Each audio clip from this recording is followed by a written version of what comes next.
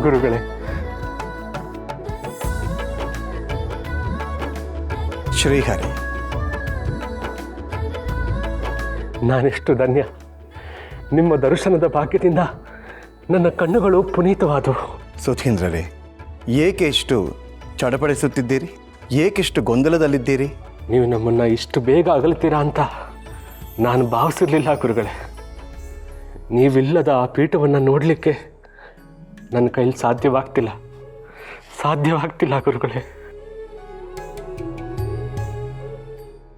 ಸುಧೀಂದ್ರರೇ, ಎಲ್ಲವನ್ನೂ ತಿಳಿದು ಸಾಮಾನ್ಯ ಭಕ್ತರ ಹಾಗೆ ಭಾವುಕರಾದರೆ ಹೇಗೆ ಹೇಳಿ?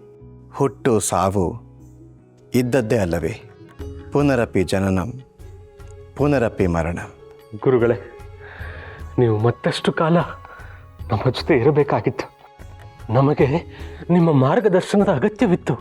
ನೀವಿಲ್ಲದ ಈ ಮಠ ಅನಾಥವಾಗಿದೆ ಗುರುಗಳೇ. ಸುಧೀಂದ್ರರೇ, ಭಾವುಕರಾಗಬೇಡಿ. ನಾವು ಬಾಲ ಸನ್ಯಾಸಿಯಾಗಿ ದ್ವೈತ ಸಿದ್ಧಾಂತದ ಮೂಲಕ ಭಗವಂತನ ಸೇವೆ ಮಾಡುತ್ತಾ ಸಾರ್ಥಕ ಜೀವನ ನಡೆಸುವಲ್ಲಿ ಶ್ರಮಿಸಿದ್ದೀವಿ. ನಮ್ಮ ದಿನಗಳು ಮುಗಿದ ನಂತರ ಮೂಲರಾಮ ನಮ್ಮನ್ನು ಕರೆಸಿಕೊಂಡಿದ್ದಾನೆ. ಆದರೂ ನಿಮ್ಮ ಅಗಲಿಕೆ ಅನಿರೀಕ್ಷಿತ ಗುರುಗಳೇ. ಸದಾ ನಿಮ್ಮ ಮಾರ್ಗದರ್ಶನದಲ್ಲಿ ನಡೆದ ನಮಗೆ ನಿಮ್ಮ ಅಗಲಿಕೆಯಿಂದ ದಿಕ್ಕೇ ತೋಚದಾಗ ಆಗ್ತಾ ಇದೆ. ಹಣ್ಣೆಲೆ ಉದರಲೇಬೇಕಲ್ಲವೇ? ಕೆಲಸ ಮುಗಿದ ಮೇಲೆ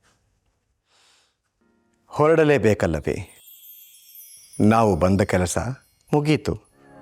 ಮೂಲರಾಮ ಕರೆಸಿಕೊಂಡ. ಎಲ್ಲವನ್ನೂ ತಿಳಿದಿರುವ ಅಪರೋಕ್ಷ ಜ್ಞಾನಿಗಳು ನೀವು ನಮ್ಮದೇ ಚಿಂತೆಯಲ್ಲಿ ಇರಬಾರದು.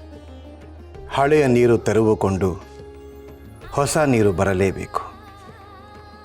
ಇದೇ ಸೃಷ್ಟಿಯ ನಿಯಮ. ಈ ಪೀಠದ ಹಿನ್ನೆಲೆಯನ್ನು ಒಮ್ಮೆ ಯೋಚನೆ ಮಾಡಿ.